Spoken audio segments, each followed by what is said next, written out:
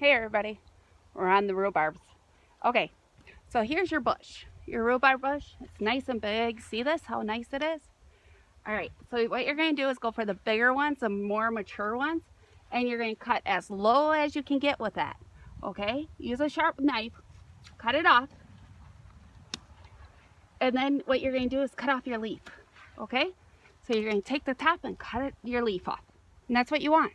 Right here is what we're going to use to make all our good stuff. And look at it, you get quite a bit. All right, you want the bigger ones. And I just want to let you guys know, if you see things like this, it's called a seeding. So what you need to do is get down here and cut it off, because you want, otherwise it won't produce for you. Okay, so you want to cut these seedings off and get rid of them. And there we go. We're gonna make some really good stuff with that.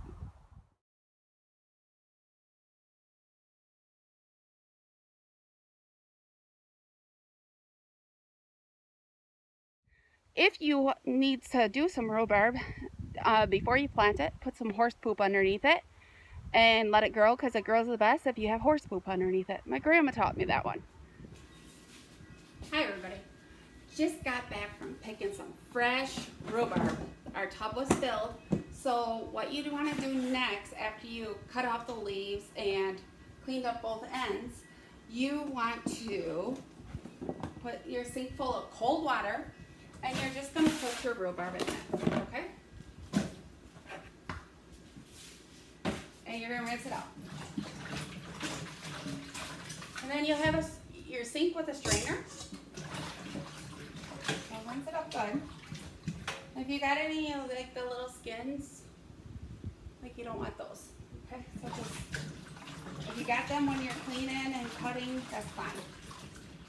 We can take care of it. So what you're going to do, put it over here in your strainer, okay? You don't want to leave them sit in your water too long, because it soaks it up, the moisture, okay? All right, so what you're going to do is grab a handful, and we're going to head over to the cutting board.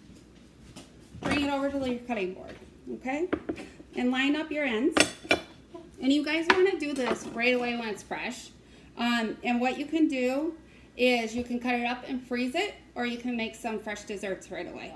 All right, so what you're going to do is line up all your ends, make sure your knife is really sharp, keep your fingers out of the way, and just cut, okay?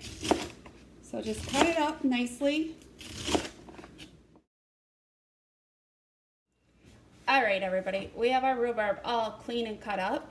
So now with our extra rhubarb, we're going to freeze it. So remember, we cut it up into nice little pieces. And to make most of the things you're going to want to make, it's 4 cups. So what I do is I measure out 4 cups to each bag.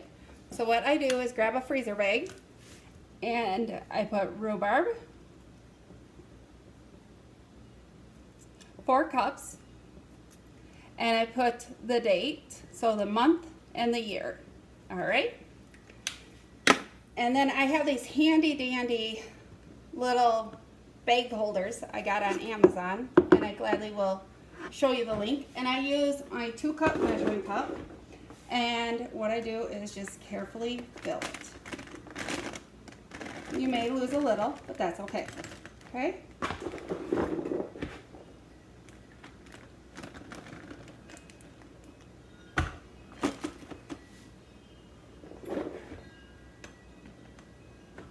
There you go.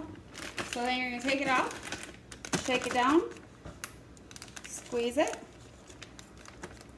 flatten it, because you want to freeze them flat. So push all that air out. And if you have a vacuum sealer, it will work out great.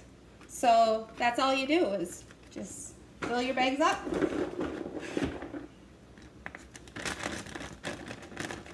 And then you have fresh rhubarb that you had frozen in the winter time, and you can make any of your desserts you would like. Okay?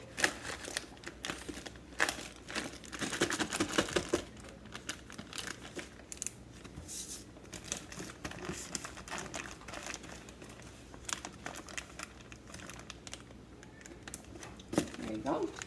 And this is how easy these are. You just slip it up, lock it in, and slip it up, lock it in, and you fill it on up.